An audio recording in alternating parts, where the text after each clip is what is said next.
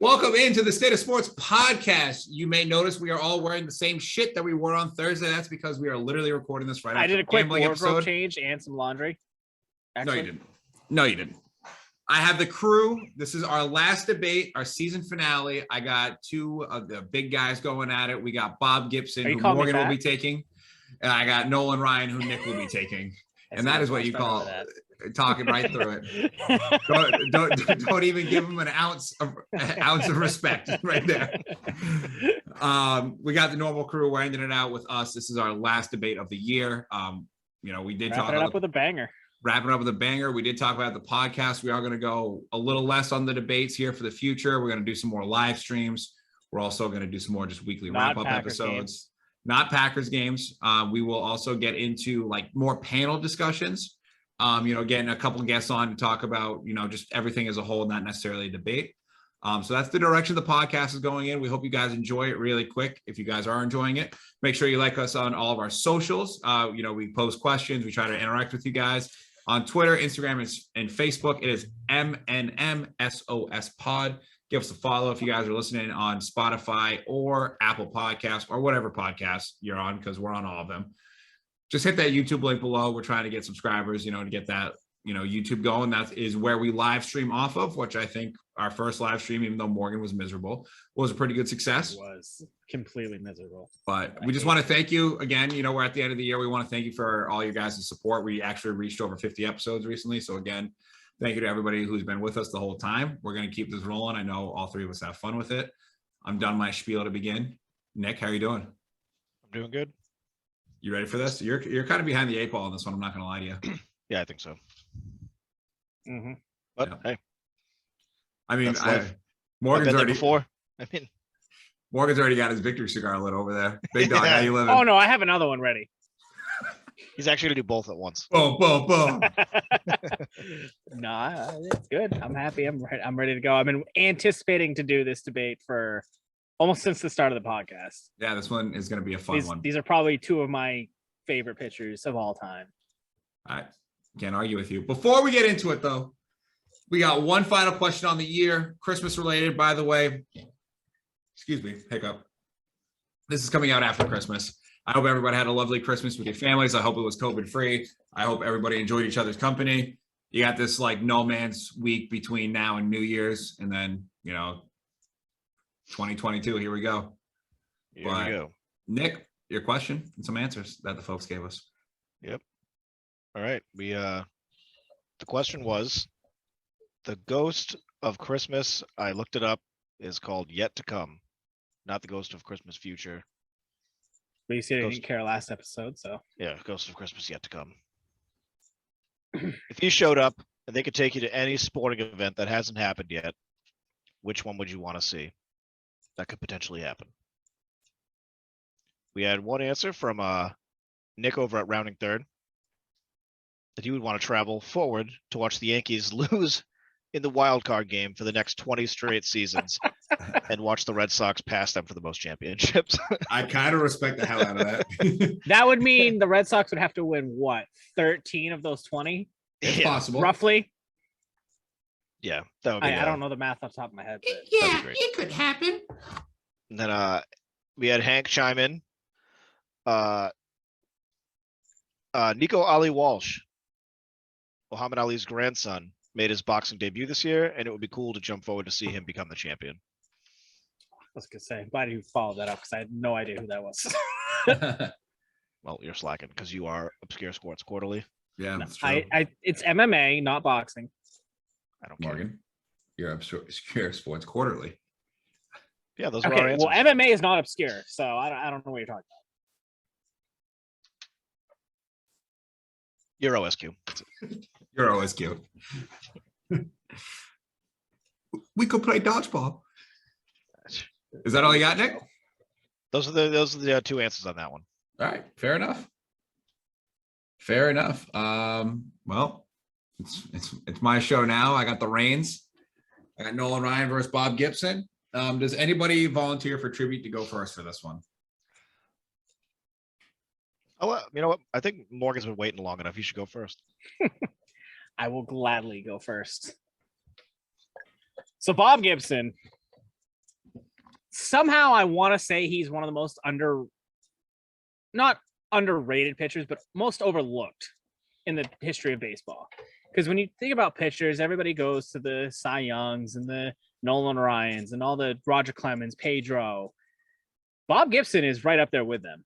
I mean, if not, he's not better. Like he might be better. He's probably better. But Bob Gibson is probably the most intimidating pitcher that has ever pitched in the game of baseball. Better than Pedro 99? More intimidating? Absolutely. That's not what I said. Better. I would say Bob Gibson's better. Okay. I mean, there's so many stories of Hall of Fame hitters saying, don't look at Bob, don't talk to him, don't do anything to him, because if you do, he's going to throw at you. There's so many stories where if you hit a home run off Bob Gibson and you took your time or did any little kind of thing to irritate Bob Gibson, the next one was going at your head. Bob Gibson could never pitch in today's baseball because he'd get ejected out of probably every start. Bob Gibson was just making them peak one at a time. But Bob Gibson has the greatest season of pitching ever put together in the history of baseball. It's not close. It's just not. He had in 1968, he won the Cy Young. He had just ridiculous year. So in 1968, it sounded ridiculous.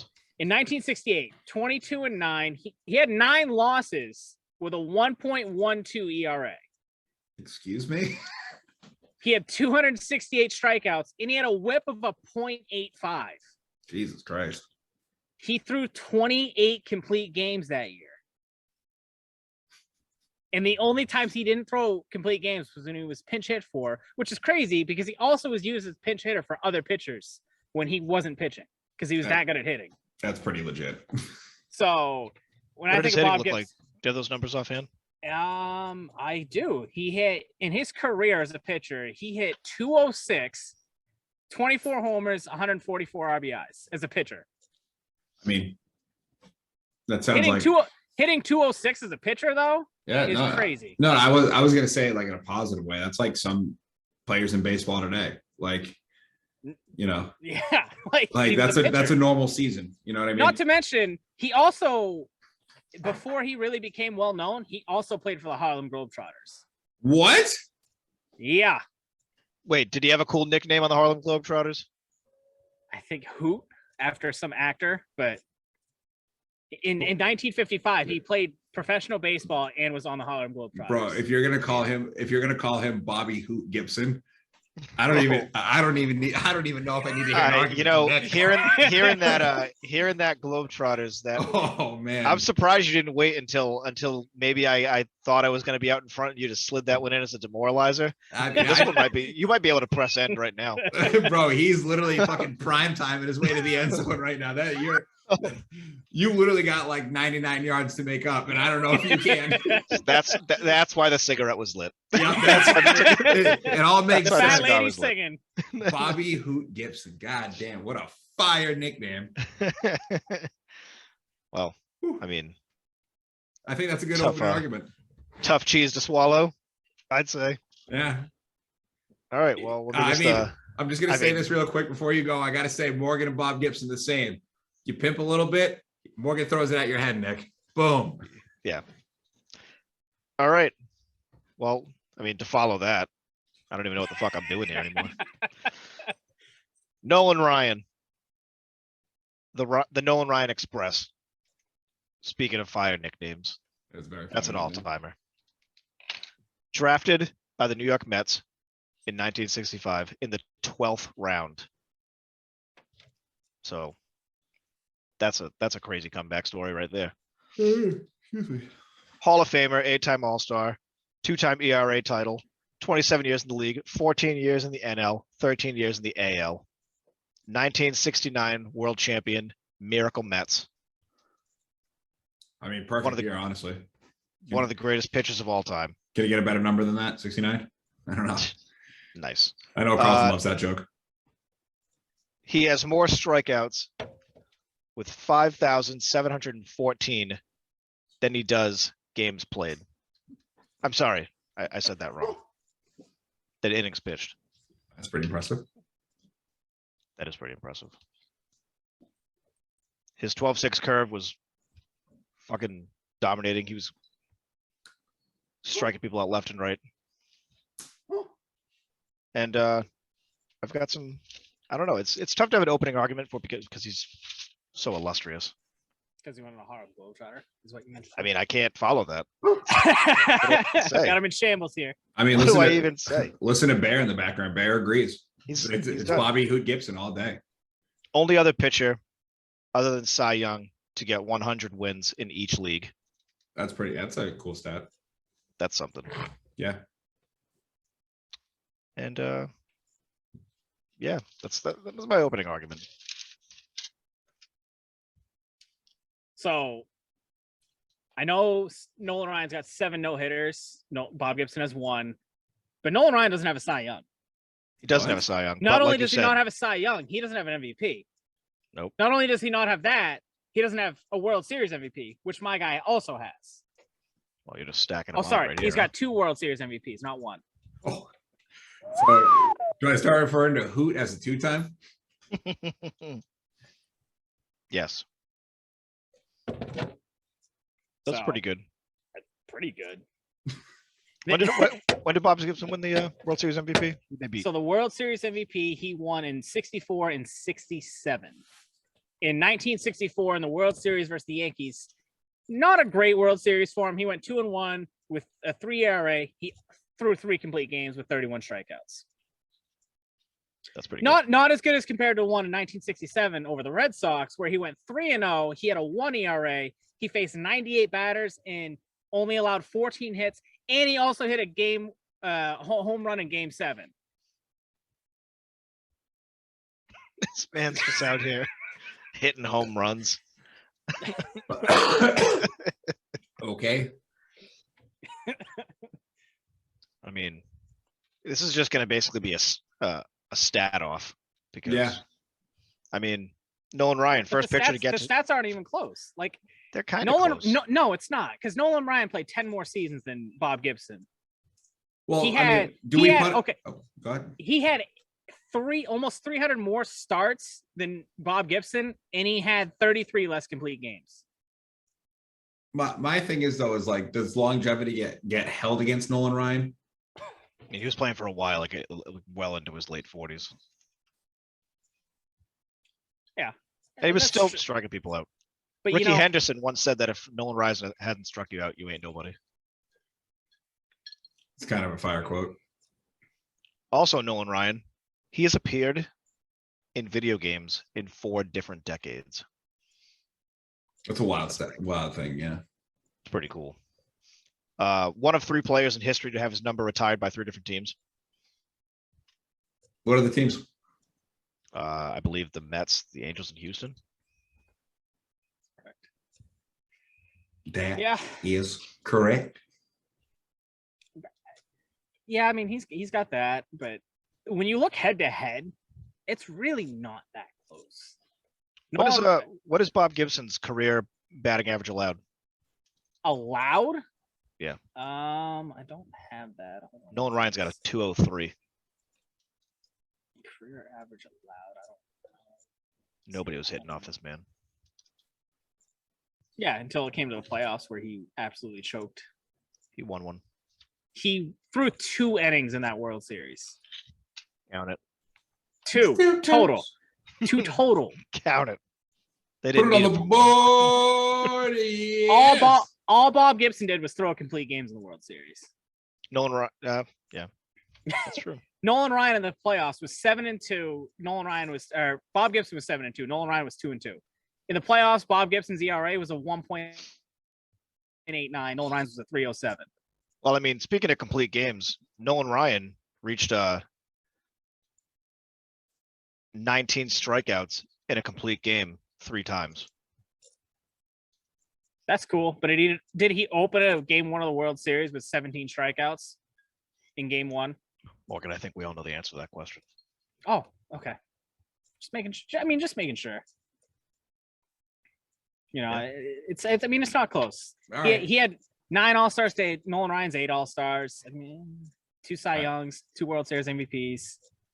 All right. Let's go off the field.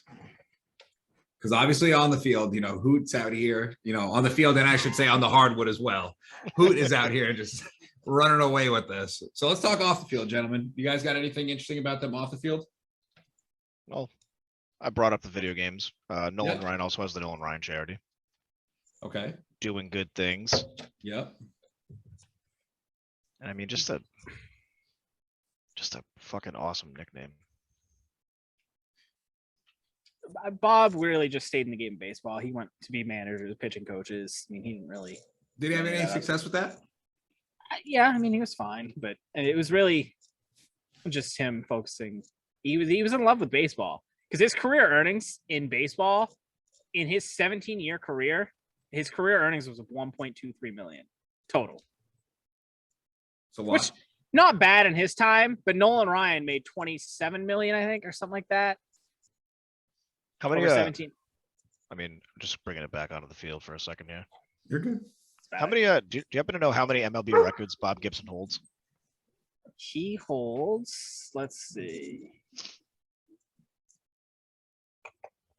He holds Cardinals records: win games started, complete games, shutouts, innings. He had 9 consecutive Gold Gloves. The 1968 World Series record of 17 strikeouts in a game, and he. At the time when he pitched, it was a World Series record with 31 strikeouts in a World Series, which he then went on to break in 1968 with 35. But other than that, that's about it for his records. The dogs agree. Nolan Ryan holds 51 MLB records. It's pretty good. Obviously, we all know the career strikeouts. 215 career double-digit strikeout games, 7 career no-hitters, obviously a record. 12 career one-hitters, 18 career two-hitters, 31 career three-hitters, 15 200 strikeout seasons, 6 300 strikeout seasons. They just go on. There's at least 47 more of those. But one thing I don't know, which I don't think he has, is let me go back to his 1968 season before I get to this. Because in 1968, Bob Gibson's the greatest year of pitching ever put together. I guess I should count that as a record because he's the only pitcher to coincide with another pitcher from the other division to win the MVP and the Cy Young. So in 1968, both pitchers in the AL and the NL won the MVP and the Cy Young, which is the only year it's ever been done. But in 1968, in June and July, Bob Gibson went 12-0, all complete games with 8 shutouts. He only allowed 6 runs, 108 innings. He had a .5 ERA, and he had a stretch of 47 consecutive scoreless innings in that year, which led to the MLB implementing the Bob Gibson rule, which was that the MLB instituted lowering the pitcher's mound 5 inches, and they shrank the strike zone, which became known as the Gibson rule, because he was so dominant at pitching that they changed the game of baseball because of him. He was just that good. I mean, what do I say to that? I mean, I'm still stuck on the Harlem Globetrotters. Do you guys have anything to close out with? I mean, I've got some fun quotes from some pretty well-known guys that have talked about Bob Gibson. So from this guy, I don't know if you've heard of him, but Hank Aaron. Hank? Pretty good baseball player. He said to Dusty Baker, another guy, pretty decently known. Morgan, how do you like Dusty Baker, by the way? Fuck him. But anyways, Hank Aaron to Dusty Baker. Don't dig in against Bob. He'll knock you down. He'd knock down his own grandmother if she dared to challenge him. Don't stare at him. Don't smile at him. Don't talk to him. Sounds like an awesome dude. Oh, I got another one. Willie Mays to J. Ray Hart. Which J. Ray Hart, not well known, but Willie Mays is pretty well known. So Willie Mays, they were in a doubleheader. So now in the second game, you're going against Bob Gibson. I only half listened to what he was saying, figured it didn't make much difference. So I walked up to the plate first time and started digging in a hole in the back foot. No sooner did I start digging that hole than I hear Willie Mays screaming from the dugout, "No!" Well, the first pitch came inside. No harm done, though. So I dug in again. The next thing I knew, there was a loud crack and my left shoulder was broken. I should have listened to Willie. Yikes. Bob Gibson was a fucking savage. I mean, Nolan Ryan, he was kind of an aggressive dude too. He got in that fight with Ventura. That's pretty iconic now. Yeah. Hitting people. Also, well, a lot of people with that picture of him with the lip bleeding. Yeah. Bo Jackson just gave him one right in the fucking mouth, smacked a line drive right back at him. What, Kept was pitching. his own grandmother? I think we would. In our heart of hearts, I think we know he would. The only other thing I got is when his catcher, Tim McCarver, pretty well known, went to go out for a mound visit for Bob Gibson. Tim McCarver, he's a dear friend to Morgan. So Bob Gibson brushed him off and said, "The only thing you know about pitching is it's hard to hit." Bob Gibson is the most savage pitcher in baseball history.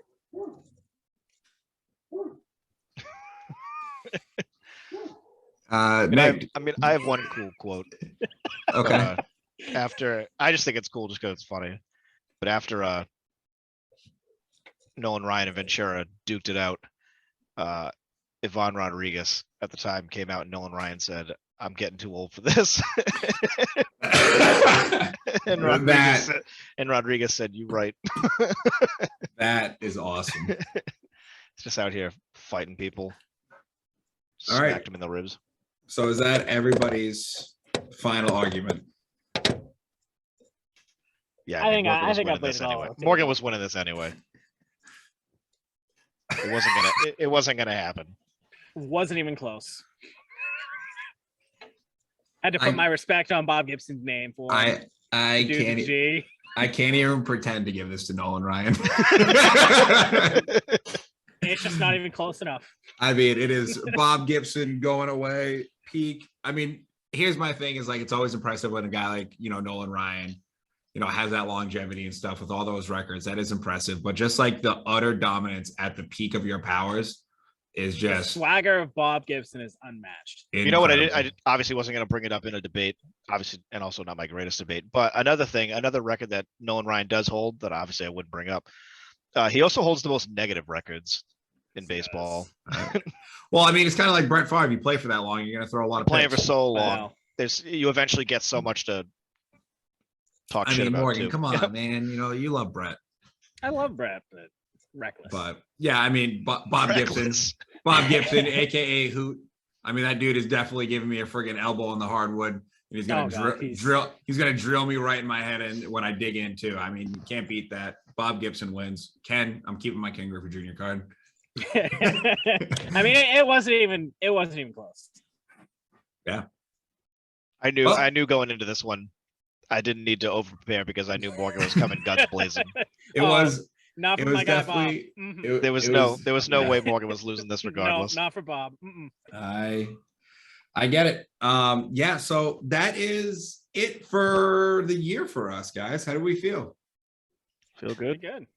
You guys still got the one more gambling episode before the end of the year, but yeah, but this is the last official podcast. I mean, I feel good. I'm going out a champion this year.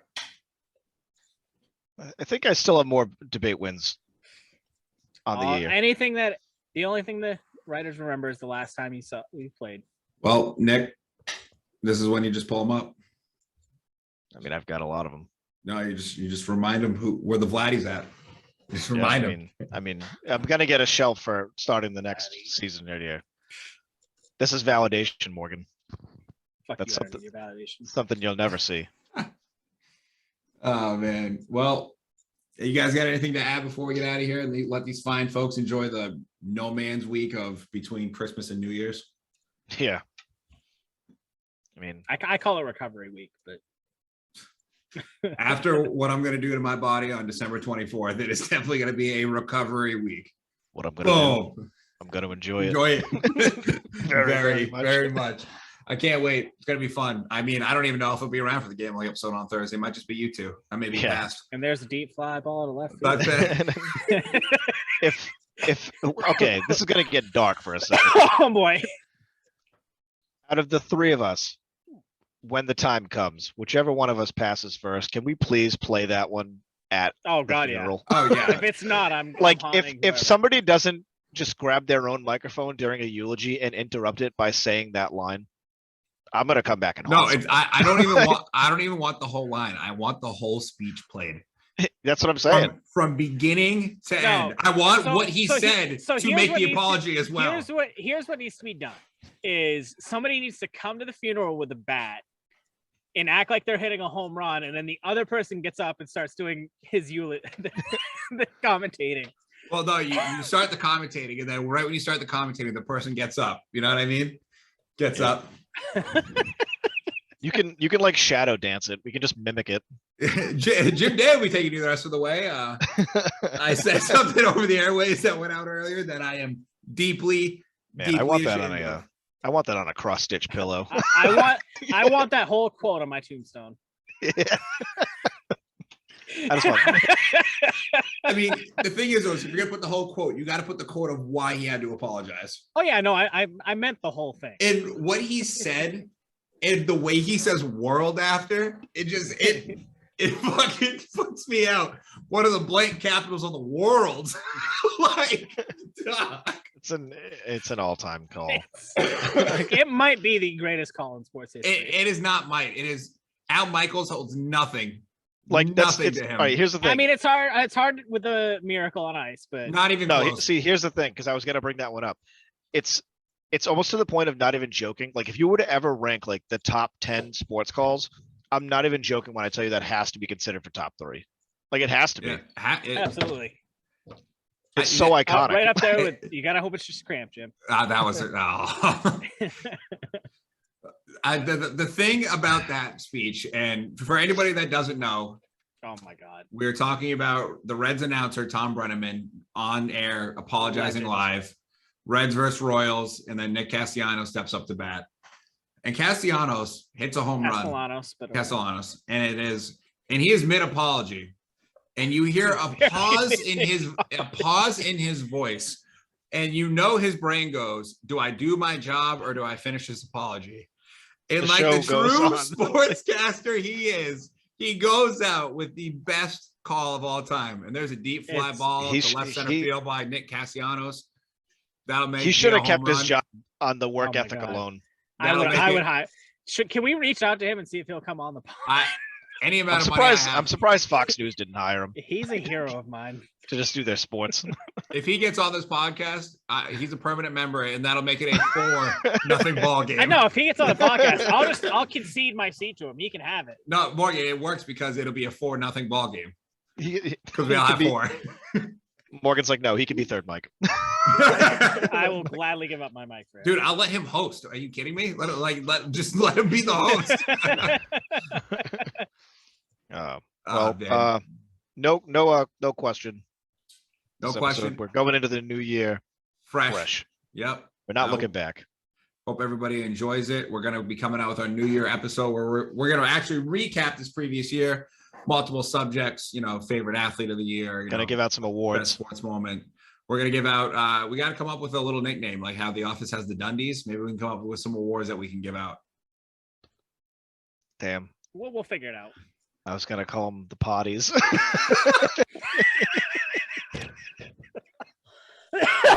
I heard it in my head and I was like, I can't say that. Well, We'll folks, figure it out. for the M&M boys, we appreciate you guys. Thank you for supporting us through this year. We'll be here all 2022. We'll get you a full year of sports. Yep. We all know sports. Let's just say it right now. Sports this time next year is not going to be the same as what it is this year, because sports is always ever changing, and we're always adapting. Yep, we got a lot of good stuff lined up. We sure do. To everybody, thank you guys again. We'll see you before the new year, but I'm not going to say see you next year. That's the most white person thing I could say. So see you soon.